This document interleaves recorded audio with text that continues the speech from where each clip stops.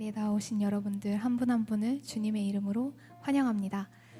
제가 기도하고 더욱 깊은 교제의 자리로 나아가기 원합니다. 기도하겠습니다. 사랑의 하나님, 우리를 주님을 예배하는 자리에 나오게 하심에 너무나 감사합니다. 우리를 영원한 죽음에서 건지시고 살리신 주님의 은혜를 기억하며 나아가오니 저희를 거룩한 보혈로 덮어주셔서 주님의 마음과 뜻을 깨닫고 품을 수 있도록 우리의 속사람을 새롭게 하여 주시옵소서. 그 은혜를 기쁨으로 온 마음 다해 찬양하며 주님의 이름을 높이기 원합니다. 주님의 놀라운 일하심을 기대하며 영광 받으시기 합당한 예수님의 이름으로 기도드립니다. 아멘.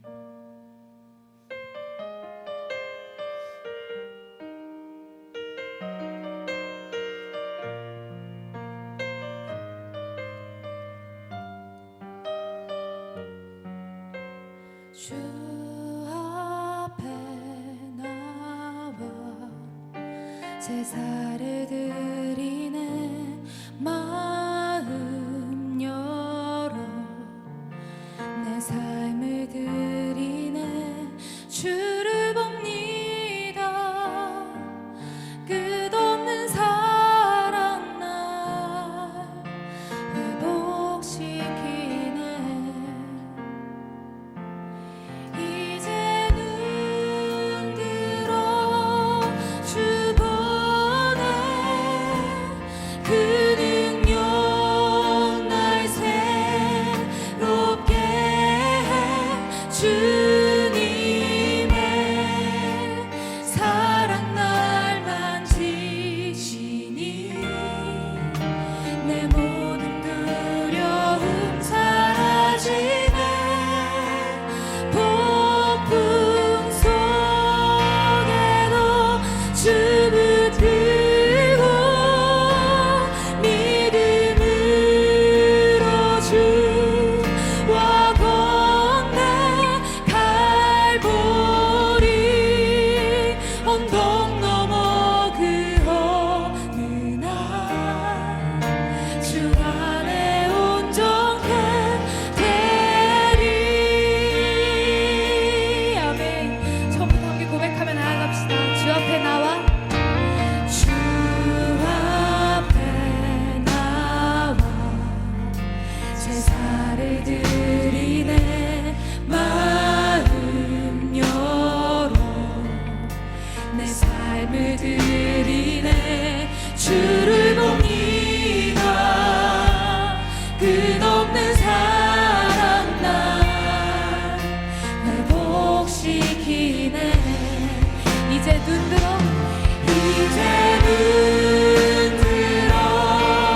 주 보네. 그 능력 날 새롭게 해. 주님의 사랑 날 만지시니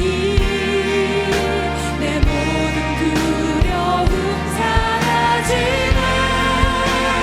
폭풍 속에도 주 붙들고 믿음으로 주와 건네. 갈보리 언덕 넘어 그 주 안에 온전해 되리. 이제 눈 들어 주 보네. 이제 눈 들어 주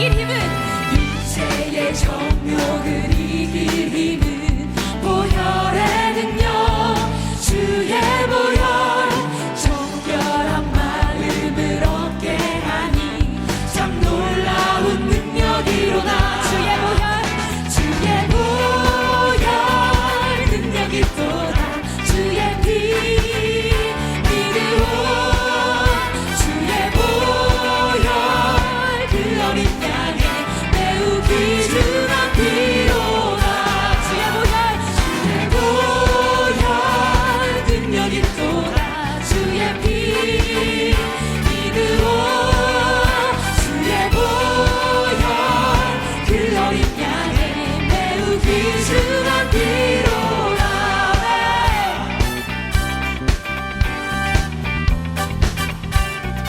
눈보다 더 희게 맑히는 것 눈보다 더 희게 맑히는 것 보혈의 능력 주의 보혈 부정한 모든 것 맑히시니 참 놀라운 능력이로다 그렇습니다 주의 보혈 능력이 또다 주의 피 믿으오 주의 보혈 그 어린 양의 매우 귀중한 피로 구주의 복음을 전할 제목 구주의 복음을 전할 제목 보혈의 능력 주의 보혈 날마다 나에게 찬송 주니 참 놀라운 능력이로다 이 고백 주님께 올려드립시다 혈 능력이 또다 주의 피 믿으오 주의 보혈 그 어린 양의 매우 귀중한 피로다 주의 보혈 능력이 또다 주의 피 믿으오 주의 보혈 그 어린 양의 매우 귀중한 피로다 함께 찬양합니다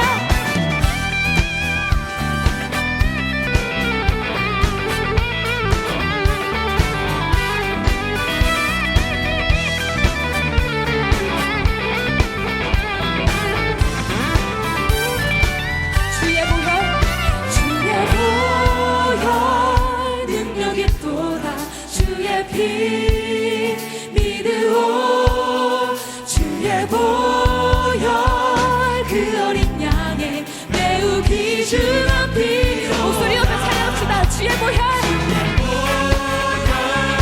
능력이 또다 주의 피 믿으오 그 어린 양의 매우 귀중한 피로다 주의 보혈 능력이 또다 주의 피 믿으오 주의 보혈 그 어린 양의 매우 귀중한 피로다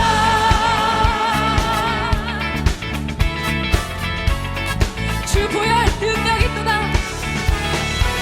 주 보혈 능력이 또다 주 보혈 능력이 또다 주 보혈 능력이 또다 주 보혈 능력이 또다 주 보혈 능력이 또다 주 보혈 능력이 또다 주 보혈 능력이 또다 주 보혈 능력이 또다 선포합시다 주 보혈 능력이 또다 아멘 우리를 위해 보혈을 흘리신 예수 그리스도께 영광의 박수 올려드리며 나아갑시다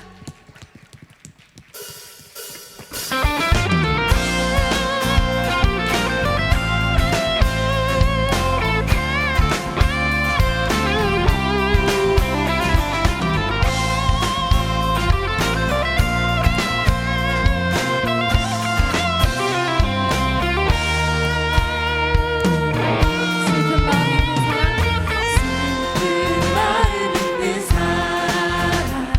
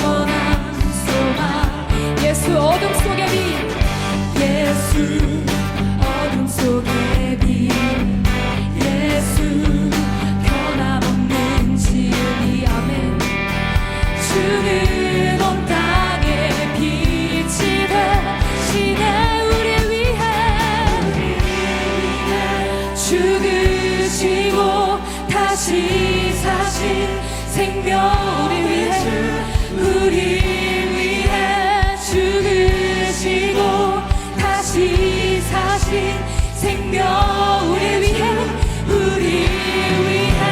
죽으시고 다시 한번 고백합시다. 우리 위해 죽으시고 생명의 주 주님만이 소망으로 변함없는 반석이라 주님만이 온 세상을 비추시네 또 죽음에서 부활하신 우리 구주 평강의 왕 주를 믿는 모든 자의 소망 되신 주를 믿네 주를 믿네 주를 믿네 주를 믿네 주를 믿네 주를 믿네 다시 한번 고백합시다. 주를 믿네 주를 믿네 아멘.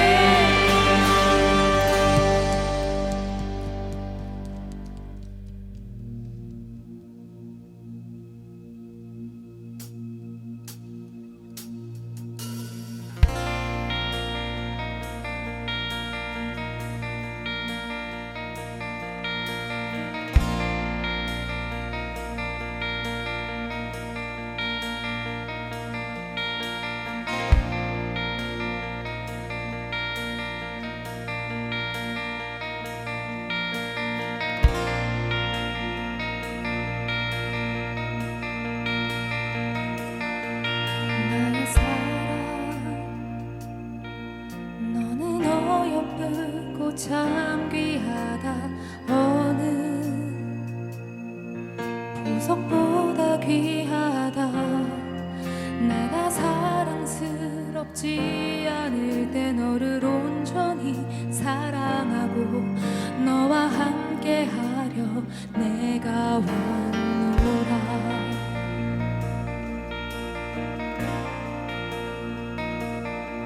주의 사랑 이 사랑은 결코 변치 않아 모든 계절 돌보시네 푸른 마르고 꽃은 시드나 주의 말씀은 신실해 실수가 없으신 주만 바라라 주님의 나라와 주님의 나라와 뜻이 나의 삶 속에 임하시며 주님 알기를 주만 보기를 소망해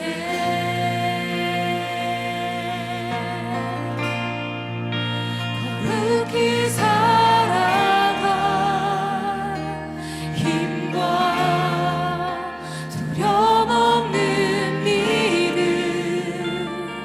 주신 나의 하나님 완전한 사랑 찬양해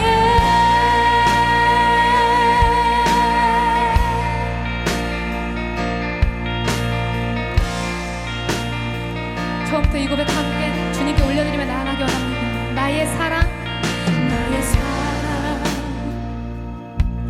너는 어여쁘고 참 귀하다 어느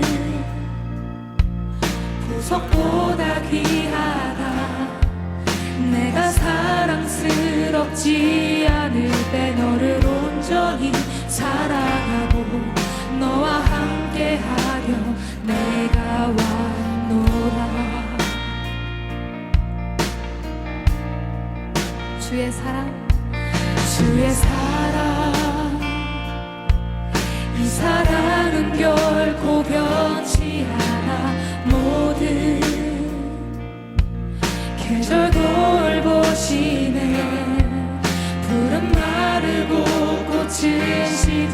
주의 말씀은 신실해 실수가 없으신 주만 바라라.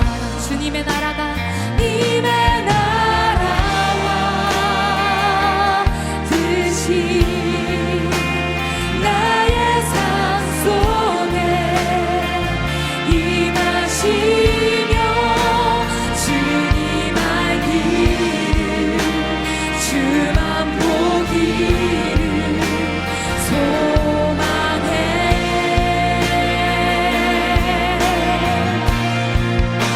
거룩히 살아갈 힘과 두려움없는 믿음 주신 나의 하나님 완전한 사랑 찬양해. 찬양하리 찬양하리 만군의 주 영원히 함께 하시네. 존귀하신 사랑의 왕 영원히 통치하시네. 찬양하리 찬양하리 만군의 주 영원히 함께 하시네. 아멘. 존귀하신 사랑의 왕 영원히 통치하시네.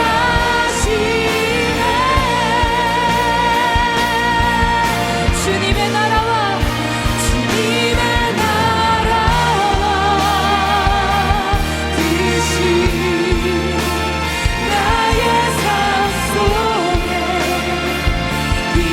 임하시며 주님 알기를 주만 보기를 소망해.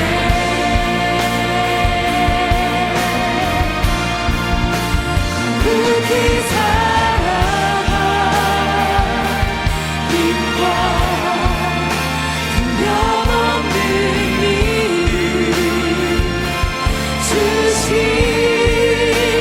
나의 하나님 완전한 사랑 찬양해.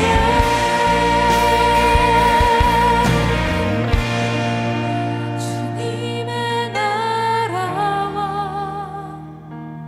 뜻이 나의 삶 속에 임하시며 주님 알기를 주만 보기를 소망해.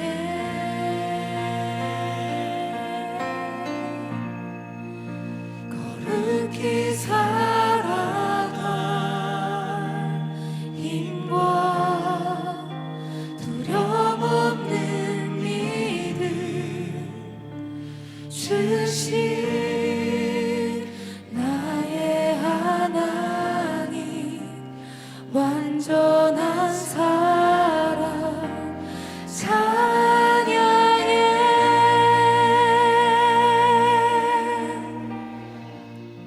아멘. 주님, 저희들 간절히 주님만을 바라며 나아갑니다. 나의 왕 되신 주님 앞에 저희들의 모든 생각, 마음, 고집, 뜻 다 내려놓고 겸손히 주님의 당신의 마음을 구하며 나아갑니다. 지금 이 시간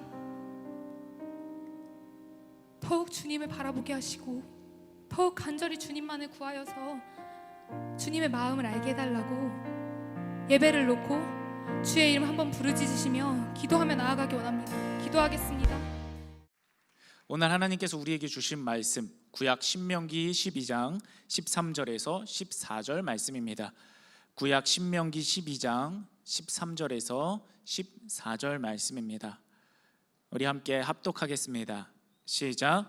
너는 삼가서 내게 보이는 아무 곳에서나 번제를 드리지 말고 오직 너희의 한 지파 중에 여호와께서 택하실 그곳에서 번제를 드리고 또 내가 내게 명령하는 모든 것을 거기서 행할지니라. 아멘. 거룩하신 하나님의 말씀입니다.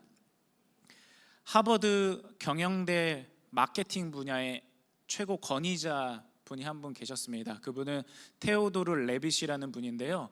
그분이 남긴 유명한 말이 있습니다. 뭐냐면 고객이 원하는 것은 지름 0.6cm의 드릴이 아니라 지름 0.6cm의 구멍이다. 그러니까 이거는 직무 기반의 어떤 고객의 그런 판매 전략, 그런 걸 이야기하는 거죠. 우리가 어떤 상품을 만들어요. 뭐 디자인이 예쁘게 만들고 기능이 좋게 만들어요. 어쨌든 이것이 기능이 좋고 디자인이 예쁘니까 여러분 사가십시오 이런 것이 아니라 지금 내가 마주하는 그 고객이 무슨 일을 하려고 하는가, 잡을 분석하는 거예요. 그래서 어떤 일을 하려고 하고 그 일을 함에 있어서 뭐가 필요한가, 그것을 분석을 해서 물건을 만들어 팔아야 진짜 성공하는 마케팅이 될 수 있다. 그것을 이야기한 거죠. 그런데 여러분, 이것이 영적으로도 연결이 됩니다. 우리가 예배할 때 많은 사람들이 실수를 하는 게 뭐냐면 내가 보기에 하나님께서 기뻐하시는 예배를 드려요. 내가 이렇게 예배하면 하나님이 기뻐하시겠지, 내가 이런 방식으로 예배하면 하나님이 좋아하실 거야.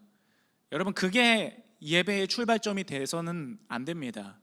우리의 예배의 출발점은 어떤 것이 하나님이 원하시는 예배인가, 어떤 것이 하나님께서 나에게 요구하시는 예배인가, 어떤 것이 하나님이 바라는 예배인가. 내가 원하는 예배가 아니라요, 하나님께서 원하시는 예배를 우리는 드려야 합니다. 우리 제단을 쌓아라 매달 첫 번째 시간에 이렇게 시간을 갖고 있는데요, 제가 젊은이 교회 처음 이제 오게 되면서, 꿈의 교회 처음 오게 되면서 주일 예배 전에 새벽 예배를 먼저 드렸는데, 이제 그 자리에 앉아서 내가 젊은이 예배 하나님 어떻게 목회를 해야 됩니까? 라고 앉아서 기도하는데 1초 만에 주신 응답이 제단을 쌓아라였어요. 여러분, 좋든 싫든 저와 함께하는 동안은 여러분 제단을 쌓는 작업을 하셔야 됩니다. 하나님 앞에 여러분의 삶의 제단, 예배의 제단, 우리의 삶의 일부를 하나님께 떼어드리는 정도가 아니라 우리의 삶 전체가 예배가 되는 거, 하나님께서 정말 기뻐하시는 예배가 되는 거, 그 제단 위에 하나님의 은혜를 마음껏 부어주고 싶은 제단이 되는 거, 그 작업을 우리 함께 해나가기를 원합니다. 그러려면 하나님께서 원하시는 예배를 꼭 드려야 한다는 거죠. 이제 어제 제 애기하고 같이 킥보드를 타러 갔어요. 왜냐하면 어린이집에서 킥보드 면허증을 따야 된대요. S자 코스도 지나가야 되고 뭐 이렇게 해야 된대. 그러니까 면허증을 따야 된다는데 어떻게 해요? 연습을 시켜줘야지. 그래서 같이 열심히 막 땀을 뻘뻘 흘리면서 같이 킥보드를 타면서 놀았어요. 그래서 이제 어제 너무 더웠잖아요. 그래서 더워서 제가 물어봤어요. 우리 옆에 있는 투썸에 가가지고 맛있는 팥빙수를 사주겠다고. 그랬더니 팥빙수를 안 먹겠다는 거예요. 그러고서는 마트를 가고 싶대요. 그래서 마트 가서 폴라포를 자기는 꼭 먹어야 되겠대요. 여러분, 폴라포가 비싸요? 투썸에 팥빙수가 비싸요? 몇 배나 더 비싸죠? 한 10배 비쌀 것 같아요. 그런데 왜 하필 아이스크림 중에서도 제일 싼 그 아이스크림을 팥빙수를 사주겠다는데 왜 그거를 꼭 먹겠다고 하는 걸까? 제가 만약에 그 아이의 말을 무시하고 그냥 억지로 데려가서 팥빙수를 사줬다면, 이게 좋은 거니까, 어쨌든 이게 더 비싼 거니까 이거 먹어, 기분이 좋았을까요? 아니요, 기분 안 좋았을 거예요. 비록 값이 훨씬 싸고 또 맛도 떨어질 수 있죠. 그렇지만 그 아이가 원하는 아이스크림을 사줬을 때 정말 기뻐하는 거예요. 여러분, 예배가 똑같아요. 하나님이 우리에게 원하시는 예배가 있어요. 우리가 드리고 싶은 예배를 드리지 말고 하나님이 원하시는 예배를 드리시기 바랍니다. 오늘 그것을 하나님의 성경 말씀 가운데 살펴볼 거예요. 그 말씀을 살펴보면서 여러분이 하나님께 지금 올려드리고 있는 그 예배의 제단을 다시 한번 점검하고 고치고 회복해서 그 제단을 통해서 하나님이 부어주시는 말로 표현할 수 없는, 세상과 견줄 수 없는 그 은혜들을 꼭 수여할 수 있게 되기를 주님의 이름으로 축복합니다. 오늘 말씀의 배경은 신명기예요. 신명기는 뭐냐면 우리 모세가 백성들을 이끌어냈죠. 출애굽했죠. 이집트를 탈출하게 했어요. 그래서 백성들을 가나안 땅 앞에다 딱 데려다 놨습니다. 그런 다음에 이제 전권을 여호수아에게 넘겨주죠. 모세가. 그리고 나서 모세는 이제 죽을 때가 됐어요. 그러자 가나안 땅 앞에서 백성들에게 너희는 이러이러한 하나님의 법도를 꼭 지켜야 된다 리마인드 시켜주면서 마지막으로 하는 고별 설교가 바로 신명기에 기록되어 있습니다. 자, 그런데 하나님께서 그 모세의 설교를 통해서 백성들에게 두 가지를 요구하세요. 그 두 가지 중에 첫 번째는 무엇이냐? 오직 한 개의 제단만 남겨라. 여러분 따라해 보실까요? 오직 한 개의 제단만 남겨라. 우리 그 말씀인 신명기 12장 2절에서 3절 말씀을 보겠습니다. 너희가 쫓아낼 민족들이 가나안 땅에 들어가서 그곳을 쫓아낼 민족들이 그들의 신들을 섬기는 곳은 높은 산이든지 작은 산이든지 푸른 나무 아래든지 막론하고 그 모든 것을 너희가 마땅히 파멸하며 그 제단을 헐며 주상을 깨뜨리며 아세라상을 불사르고 또 그 조각한 신상들을 찍어 그 이름을 그곳에서 멸하라. 아멘. 하나님께서 명령하신 것은 하나님을 섬기는 제단만 남겨두고 나머지 제단은 다 멸하라는 거였어요. 이 멸하라는 단어 히브리어 아바드는요, 그냥 부수는 정도, 철거하는 정도 그게 아니에요. 완전히 멸절하는 거. 여기에 그 제단이 있었는지도 모르게 완벽히 흔적을 지워버리는 것, 도말해버리는 것, 그것을 이야기를 합니다. 그렇다면 여러분, 하나님께서는 왜 우리에게 그 한 가지 제단만 남기라고 하는 걸까요? 눈에 보이는 제단뿐만이 아니에요. 우리 마음의 제단도 마찬가지입니다. 눈에 보이는 제단을 하나님 한 분만을 섬기는 위한 제단으로 만들고 우리의 마음도 마찬가지로 하나님보다 더 사랑하는 것, 하나님보다 우리가 더 지금 몰두하고 있는 것, 하나님보다 더 사랑하는 것, 하나님보다 더 높은 자리에 두는 것, 그 마음에 있는 다른 어떤 제단이 있다면 그 모든 것들을 다 낮추고 멸절하고 오직 하나님 한 분만을 위한 중심을 가진 믿음의 제단을 만들라는 거예요. 그렇다면 하나님은 왜 그렇게 오직 한 개의 제단만 남겨라, 나만 섬기는 제단만 남겨라 그러셨을까요? 하나님이 어떠한 우리의 사랑을 너무 받고 싶어서, 혼자 독차지하고 싶어서, 하나님이 마치 애정결핍에 걸린 분처럼 우리의 인기를 독차지하고 싶어서? 아니에요. 여러분, 그분은 하나님이세요. 우주 위에 우주 위에 우주 위에 계신 분입니다. 우리를 위해 질투해 주시고요, 우리를 구원하시기 위해서 그런 명령을 내려주시는 거예요. 하나님께서 하시는 여러 가지 일들이 있는데 우리가 때로는요 그 일들이 이해가 되지 않을 수 있어요. 그러나 우리가 구원이라는 관점으로, 그 키워드로 하나님께서 하시는 모든 일들을 바라보면 해석되기 시작합니다. 인간이 감히 하나님께서 하시는 일을 짐작할 수 있게 돼요. 하나님께서 왜 한 제단만 남겨두라 하시는가? 우리를 구원하기 위해서. 하나님께서 나에게 왜 이런 일을 허락하셨는가? 우리를 구원하기 위해서. 하나님께서 왜 이것을 나에게 주시는가? 나를 구원하기 위해서. 하나님께서 왜 이것을 다시 가져가시는가? 나를 구원하기 위해서. 하나님께서 왜 나를 고치시는가? 우리를 구원하기 위해서. 하나님께서 왜 나를 때로는 아픔 가운데 두시는가? 우리를 구원하기 위해서. 하나님께서 하시는 우리를 향한 모든 일은 구원에 초점이 맞춰져 있습니다. 하나님의 궁극적인 목적은요 우리를 잘 먹고 잘 살게 하는 데 있지 않아요. 여러분 오해하지 마십시오.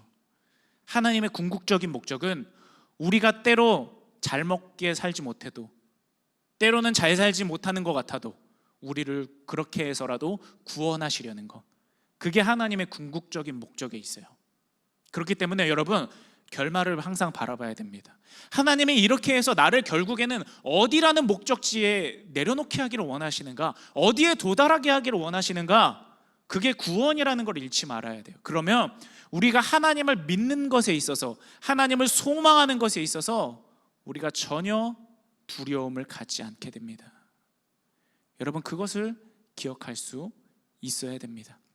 자, 이렇게 하나님께서 백성들에게 오직 한 개의 제단만 남겨라 그렇게 말씀하셔서 이제 백성들은 한 개의 제단만 남기는데 열중합니다.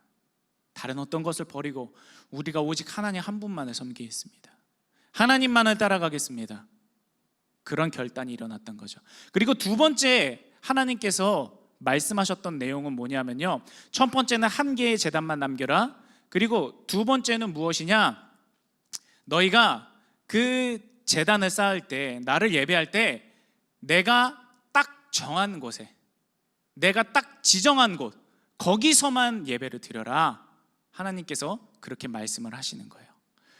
우리 신명기 12장 13절에서 14절 말씀이 있는데요, 여러분 한번 보겠습니다. 너는 삼가서 내게 보이는 아무 곳에서나 번제를 드리지 말고 오직 너희 한 지파 중에 여호와께서 택하실 그곳에서 번제를 드리고 또 내가 내게 명령하는 모든 것을 거기서 행할지니라. 아멘. 하나님께서 요구하신 두 번째 주문입니다. 그것은 너희가 제단을 쌓을 때 아무 데서나 쌓지 마. 너희가 마음 내키는 곳에서 쌓지 마. 너희가 종교적으로 생각했을 때, 너희가 종교적으로 고려했을 때 하나님이라는 신을 섬기기에는 이 장소가 나을 것 같고 이 방법이 나을 것 같아. 그런 접근법으로 나를 예배하지 마. 그것이 하나님께서 요구하시는 방법이었어요. 여러분, 하나님께서 우리에게 한 제단만 남겨라, 내가 택한 곳에서 예배하라, 그렇게 하셨잖아요. 마찬가지로 구원을 위한 것이었어요. 이스라엘 백성들이 가나안 땅에 들어가거든요. 그런데 얼마나 가나안 땅에 들어가기까지 많은 역사를 경험했겠어요. 그렇죠? 경천지동할 하나님의 놀라운 은혜를 경험했다고요. 그러면 그 가나안 땅에 들어가면 누구만 섬기는 게 당연해요? 하나님만 섬기는 게 당연해요. 그런데 백성들이 그 안에서 누구를 섬기느냐 하면 바알과 아세라 우상을 섬기는 거예요. 아니, 왜 같이 거론되는 것만으로도 기분이 나쁜 그런 우상들, 사람이 만들어낸 신을 왜 섬기는가? 그 이유는 간단해요. 우상이라는 것은 한 사람의 욕심이 들어가 있기 때문입니다. 사람의 욕심이 투영된, 사람이 만들어낸 산물이기 때문이에요. 하나님께서는 우리를 구원하시기 위해서 적당하게 인도하십니다. 우리를 구원하시기 위한 길로 인도해요. 내가 마음에 드는 길, 내가 편한 길, 내가 많은 것을 누릴 수 있는 길이 아니라 우리를 구원의 은혜 가운데 거하시는 길로 우리를 한 발 한 발씩 인도하여 주십니다. 그런데 우상은요, 사람의 욕심에 따라서 생겨난 것답게 어떻게 이야기를 하느냐, 우상을 기분 좋게 하면, 그 신의 마음에 들게 하면 그 신이 내 마음대로 움직여주는 거예요. 하나님은 내가 달라고 했을 때 이것이 구원과 어긋나면 주지 않으시는데, 우상은 내가 달라고 하면 준다는 거예요. 얼마나 좋습니까? 하나님은 내가 하나님께 올려드리는 어떠한 바램들, 어떠한 소원들이 있을 때 그것이 구원과 어긋나면 주지 않으세요. 구원을 먼저 소유하게 하시고 그 다음에 주세요. 왜냐? 우리의 기도를 흘려듣지 않으시는 분이니까. 그런데 우상은 어떻게 하느냐? 내가 그것을 가지고 싶을 때 바로 준다는 거예요. 사람의 욕심이 만들어낸 그런 티를 팍팍 내는 거예요. 우리 야고보서 1장 15절 말씀 한번 보실까요? 욕심이 잉태한즉 죄를 낳고 죄가 장성한즉 사망을 낳느니라. 사람이 욕심으로 인해 죄를 품고 그 죄로 인해 사망이라는 결과에 이르지 않도록 하나님께서 막아주시기 위해서 그 모든 우상들을 멸절시키는 거예요. 사람이 선악과를 먹을 때 하나님처럼 되려고 먹었죠? 그것처럼 우리 사람이 하나님처럼 되려는 욕심으로, 우리 사람이 마치 하나님과 같은 것을 누리기 위해서 우상을 만들어내는 것, 자기 자신의 욕심을 채우기 위한 그것이 투영된 어떠한 한 존재를 만들어내는 것, 하나님이 그것을 너희는 모두 멸해라. 그래야 구원받을 수 있다. 그래야 그 구원 위에 너희가 그토록 바라는 은혜를 받을 수 있다. 하나님께서 말씀하시는 겁니다. 여러분, 우리의 제단이 바로 이런 제단이 되길 원합니다. 다른 어떤 것이 섞이는 것이 아니라, 다른 어떤 것이 흠집내고 어떤 것이 빛을 발하게 하는 것이 아니라 오직 하나님 한 분만을 위한 제단, 순전한 제단, 그 제단이 될 수 있기를 주님의 이름으로 축복합니다. 자, 이렇게 하나님께서는 너희가 어떤 곳을 아무 곳에서 드리지 말고 내가 정한 딱 그곳에서 나를 향한 하나의 제단만 쌓아라 말씀하십니다. 그 이유에 대해서 설명하려면 창세기까지 거슬러 올라가야 돼요. 자, 아브라함 여러분 다 아시죠? 믿음의 조상 아브라함이에요. 그런데 하나님께서 이 아브라함을 불러주셨을 때 얼마나 아브라함이 실수가 많고 흠도 많아요. 그렇죠? 그렇지만 어떻게든 순종하는 마음으로 한 걸음 한 걸음 하나님을 따라갔어요. 죽이 되든 밥이 되든 내 연약함이 얼마나 하나님의 은혜를 가로막든지 간에 어쨌든 끝까지 하나님을 따라갔다고요. 그러니까 하나님께서 그를 믿음의 사람으로 인정해 주시고 결국에는 최후의 시험 때에 오르게 하십니다. 그런데 그 최후의 시험이요, 굉장히 어려운 시험이었어요. 뭐냐면 네 하나밖에 없는 아들 이삭을 바쳐라. 100세에 얻은, 눈에 넣어도 아프지 않을, 제 애기들 눈에 넣으면 좀 아플 것 같아요. 근데 이삭은 아브라함의 눈에 넣어도 안 아플 만한 그런 자식이었을 거예요. 그런데 그걸 바치라는 거예요. 하나님이 좀 너무하시지. 다른 건 다 달래도 그것만은 달라고 하시면 안 되지. 근데 여러분, 아브라함이요 순종해요. 즉시 순종해요. 그리고 모리아 땅에, 잘 기억하셔야 돼요, 모리아 땅의 한 산으로 이삭을 데리고 가서 거기에 제단을 쌓습니다. 그리고 이삭을 꽁꽁 묶어서 결박해 놓은 다음에 하나님 말씀대로 칼을 들어서 이삭을 죽이려고 내려치려고 하고 있었어요. 그런데 하나님께서 아브라함을 말리세요. 그리고 이삭 대신에, 죽어야 되는 이삭 대신에 대신 준비한 어린 양을 발견하게 하십니다. 그리고 그 어린 양으로 하여금 대신 제사를 드리게 하시죠. 여러분, 그래서 그 어린 양이 죽음을 통해서 이삭이 살았어요. 여러분, 이것 가운데 누가 떠오르세요? 예수님이 떠올라야 돼요. 우리는 원래 이삭과 같이 그렇게 꽁꽁 죄라는 사슬에 묶여서 하나님의 심판의 칼에 죽어야만 하는 존재였습니다. 그런데 하나님께서 우리 대신 한 어린 양을 미리 준비해 두신 거예요. 그 어린 양이 누구세요? 우리 주 예수 그리스도. 하나님의 어린 양 예수 그리스도께서 우리 대신에 죽으심으로 우리가 살게 되는 거예요. 모든 죄가 씻겨지고 우리가 생명을 얻게 된다는 것입니다. 그게 하나님께서 그 제단을 통해 말씀하고 싶었던 거예요. 그냥 이 이야기는 아브라함이 놀라운 순종을 보인 이야기, 믿음을 보인 이야기, 그것이 아닙니다. 그것을 더 넘어서서 하나님께서 그 제단을 통해 예수님을 떠오르게 만들고 싶은 거예요. 예수님을 발견할 수 있게 하시는 거예요. 비록 그것이 창세기에 기록된 이야기지만 하나님께서는 수천 년 전부터, 아니 더 아득히 먼 옛날에서부터 우리 주님 예수님을 우리 대신에 죽이기 위해서, 그래서 우리를 구원하시기 위한 그 계획을 아주 오래전부터 세우시고 차근차근 오차 없이 그 모든 것들을 이뤄내셨다는 겁니다. 여러분, 우리 그 제단 가운데 하나님의 은혜를 발견하기 원합니다. 예수님 때문에 우리가 산 거예요. 자, 그리고 바로 그 자리, 아브라함이 이삭을 죽이기 위해 제단을 쌓았던 그 자리, 모리아 땅의 한 산, 그 자리에 세월이 흘러 하나님께서 무엇이 세워지게 하시느냐? 솔로몬 성전이 세워지게 하십니다. 그 모리아 땅에, 그것이 예루살렘 땅이 되고, 아까 우리 본문에서 말씀한, 신명기에서 말씀한 내가 택하여 명령한 그곳에서 예배를 드려라, 제단을 쌓아라, 그것이 바로 아브라함이 이삭을 바쳤던 모리아 땅 그 지역이었어요. 그 자리에 이제는 하나님께서 성전이 세워지게 하시는 거예요. 그리고 이 성전을 통해서도 우리는 예수님을 발견할 수 있어요. 백성들이 성전을 통해 하나님께 나아갑니다. 마찬가지로 우리는 예수님을 통해서 하나님께 나아갈 수 있는 거예요. 백성들이 성전에 나와서 자기의 죄를 고백하고 하나님 앞에 기도하여서 은혜와 응답을 받습니다.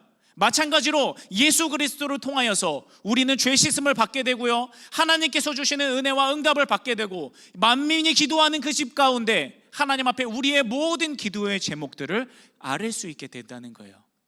그 자리가 그 자리예요. 아브라함이 제단을 쌓았던 그 자리, 솔로몬이 성전이 세워졌던 그 자리, 똑같은 자리입니다. 그런데 여러분, 여기서 끝나는 게 아니라 하나님께서는 가장 특별한 일을 하나 더 행하세요. 바로 그 자리 가운데 이제 무엇이 세워지게 하시느냐?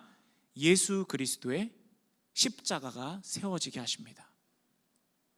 그래서 그 자리에 예수님의 보혈의 피가 뿌려지게 하고요, 우리를 구원하게 하십니다. 그것이 하나님께서 진행해 오셨던 방법이었어요. 바로 그 자리, 바로 그 자리. 하나님께서 왜 꼭 그곳에서 예배하라고 하셨는가? 하나님께서 왜 꼭 이 자리에서만 너희는 반드시 예배하라 하셨는가? 그것은 우리를 꼭 그 자리 가운데서 구원해 주시려는 하나님의 계획이 담겨져 있었다는 거예요. 내가 아브라함을 통해 이삭을 바치면서 그곳 가운데 내가 너희들을 위해 죽일 나의 아들 예수 그리스도를 보여주는 곳, 하나님의 성전을 통해서 그곳 가운데 예수 그리스도를 보여주신 곳, 그리고 그 자리에 마침내 십자가를 세워주셔서 바로 이 자리 가운데서 출발하는 그 구원으로 우리 모두를 구원하시려는 하나님의 그 계획, 그것이 바로 그 땅에서, 그 자리에서, 하나님께서 택하신 곳에서 이루어진다는 것입니다. 여러분, 하나님께서 수천 년 동안, 아니 오랜 아득한 세월 동안 이 모든 계획을 다 수행해 오셨어요. 수천 년 동안 하나님의 아들 예수님을 죽이기 위해서, 우리 대신에 그 피를 흘리게 하기 위해서 완벽하게 그 역사를 인도해 오셨다는 겁니다. 남을 위한 것이 아니에요. 여러분을 위한 것이에요. 바로 여러분 겁니다. 성 어거스틴은요 이런 말을 했어요. 이 세상 가운데 인간이, 사람이 나 한 명밖에 없었을지라도 예수님은 나를 위해 십자가에서 죽으셨을 것이다. 그게 하나님 마음입니다. 여러분, 그 하나님의 마음을 헤아리면서 오직 이 예수 그리스도를 의지하는 통로로, 그 제단으로 하나님께 나아가게 되기를 주님의 이름으로 축복합니다. 그리고 여러분, 이렇게 하나님께서 이 택하신 곳에서 예배를 드려라 말씀하셨죠? 그런데 하나님의 역사가 거기서 끝난 게 아니에요. 이제는 이 장소의 한계를 넘어서서 영적인 단계로까지 나아갑니다. 예수님께서 요한복음에서 어떤 말씀을 하시느냐, 16장 7절에서 무슨 말씀을 하시느냐, 십자가에서 죽으시기 전에 제자들에게 내가 떠나가는 것이 너희들에게 유익하다, 그렇게 말씀하세요. 이해가 안 되죠. 예수님과 같이 있는 게 유익하지, 아니 왜 예수님이 떠나시는 게, 예수님이 죽으시는 게 왜 유익해요? 이해가 되지 않는 거예요. 그리고 예수님께서 십자가에 죽으시고 부활한 후에도 하늘로 승천하시기 전에 제자들이 예수님을 붙잡아요. 예수님 가지 마세요. 그런데 예수님께서는 내가 가는 게 너희에게 유익해, 그렇게 말씀하세요. 왜 그럴까? 예수님께서는 육신으로 오신 분이죠. 왜냐하면 우리 대신에 죄를 씻는 피를 흘리셔야 되니까. 그래서 예수님께서는 육신의 한계를 받으실 수밖에 없어요. 시간과 공간의 제약을 받으십니다. 그러나 영으로 오신 예수님, 성령으로 오신 예수님, 예수의 영으로 오신 예수님은요, 이제는 우리의 마음 모두 가운데 거하실 수 있게 되는 거예요. 예를 들자면 지금 예수님이 만약에 나와 함께 있다면, 육신으로 오신 예수님이 지금 우리와 함께 있다면 다른 장소에서는 예수님을 만날 수 없는 거예요. 그런데 영으로 오신 예수님을 우리 마음 가운데 모시면 어떤 일이 일어나느냐, 우리 여기 있는 사람들뿐만이 아니라 지구 반대편에 있는 사람도 동시에 예수님을 만날 수 있게 되는 거예요. 그래서 예수님께서는 내가 영으로 오는 것이 너희에게 유익하다, 그런 말씀을 하신 겁니다.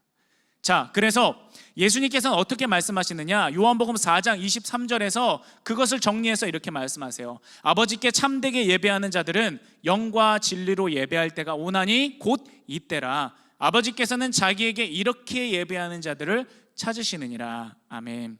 여러분, 영으로 예배한다는 것은 어떤 뜻이냐면, 우리가 예수 그리스도를 믿는 믿음을 통해서 하나님의 성령을 모시고 그 성령을 모신 채로 하나님께 나아가는 자만이 하나님 앞에 예배자로 받아들여질 수 있다는 뜻이에요. 그리고 진리로 예배한다는 뜻은요, 나는 길이요 진리요 생명이니 나로 말미암지 않고는 아버지께로 올 자가 없느니라 말씀하셨어요. 예수님께서 정확히 말씀하셨어요. 나를 통하지 않고는, 진리인 나를 통하지 않고는 하나님께로 올 사람이 아무도 없다. 그러므로 진리로 예배한다는 것은 예수님을 믿는 믿음으로, 예수 그리스도가 계시된 말씀을 믿는 믿음으로 하나님께 나아가는 자만이 그 예배가 받아들여질 수 있다는 뜻입니다. 자, 여기까지의 내용들을 정리해 볼까요? 하나님께서는 아브라함을 통해 제단을 쌓게 하세요. 이삭이 죽어야 되는 자리인데 하나님이 준비한 어린 양이 대신 죽으세요. 예수님이, 우리의 하나님께서 준비한 그 어린 양이 우리 대신에 그 자리 가운데 죽으심을 말씀하고 싶은 거예요. 그리고 하나님의 성전이 그 자리에 똑같이 세워지게 하십니다. 왜냐하면 예수님을 통해서 하나님을 만나게 하시려고. 성전을 통해서 백성들이 하나님께 나아갈 수 있기는 했지만 성전의 가장 안쪽에 있는 지성소로는 가지 못했어요. 단절되어 있었어요. 그러나 예수님을 통해서 우리는 언제든지 하나님께로 나아갈 수 있고 하나님과 만날 수 있습니다. 그것을 말씀하고 싶은 거예요. 그리고 그 자리에 예수 그리스도의 십자가가 세워지게 하시고 주님의 보혈이 뿌려지게 하십니다. 그리고 이제는 예수께서, 우리를 위해 죽으신 예수께서 영으로 오셔서 우리 마음 가운데 거하심을 통해 예수님을 믿는 믿음으로 예배하는 그 자리를 이제는 하나님을 예배하는 자리로 인정해 주시겠다는 뜻입니다. 옛날에는 여기서만 예배해야 했어요. 그러나 이제는 주님의 영을 모신 채로 주님을 믿는 믿음으로 예수 그리스도의 진리의 말씀을 의지하여 하나님 앞에 나아가는 모든 자리가 다 예배의 자리, 하나님께서 인정하시는, 받아주시는 그 예배의 자리로 바뀌어질 수 있다는 것입니다. 그러므로 여러분, 여러분의 가정 가운데 예배하십시오. 삶으로 예배하십시오. 여러분의 생업의 자리 가운데 예배하십시오. 여러분이 어려운 문제를 겪고 있는 바로 그 자리에서 예배하십시오. 여러분이 슬픔 가운데 낭망하여 쓰러지는 바로 그 자리에서 예배하십시오. 그 자리가 바로 하나님께서 만나주시는 자리가 이제는 될 수 있습니다. 자, 이것을 가지고 우리 온라인 예배와 한번 연관지어서 이야기해 볼까요? 자, 온라인 예배, 하나님 앞에 예수님을 믿는 믿음으로, 순전한 믿음으로 그 부르신 자리 가운데 드리는 것, 그러므로 예배가 될 수 있는 거예요.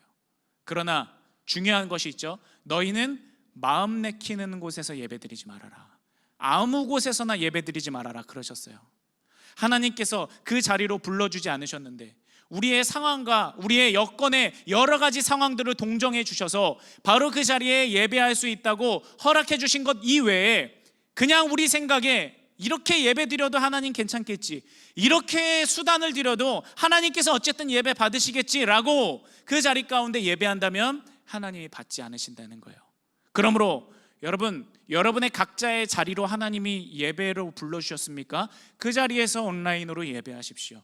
그러나 반대로 하나님께서 하나님의 성전 가운데 불러주셨습니까? 그러면 용기 있게 담대함을 가지고 이 자리에 나와야 되는 거예요. 왜? 우리가 드리고 싶은 자리에서 드리는 것이 아니라, 원하는 방식으로 드리는 것이 아니라 하나님께서 드리라고 하시는 곳, 바로 그 불러주신 곳, 바로 그 원하시는 곳에서 예배를 드려야 하기 때문입니다.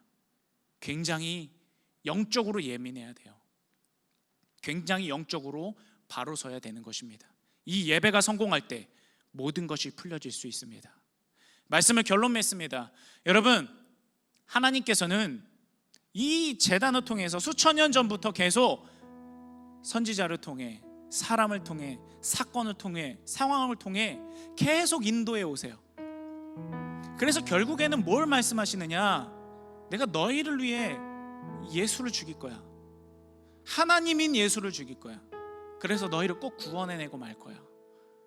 그래서 그 예수님을 통해 올려지는 모든 곳이 예배의 자리로 만들어 주시겠다는 거예요. 예수로 완성되는 제단, 예수님 안에서, 예수님 통해서, 예수님을 믿는 믿음으로 예배해야만 하나님께서 그 예배를 받아주신다는 것입니다. 여러분, 우리가 예배를 하면서 왜 아직도 절망 가운데 젖어 있죠? 예배라는 것은 하나님께서 나를 위해 이 모든 역사를 이루셨다는 것을 인정하는 행위예요. 사실로 받아들이고 하나님을 높이는 행위예요. 그런데 왜 하나님께서 이토록 놀라운 역사를 이루셨다는 것, 그 역사의 한가운데 내가 포함되는 것이 예배인데 왜 나는 예배하면서도 불안해하는 걸까? 왜 나는 예배하면서도 아직도 슬픔 가운데 젖어 있는 걸까?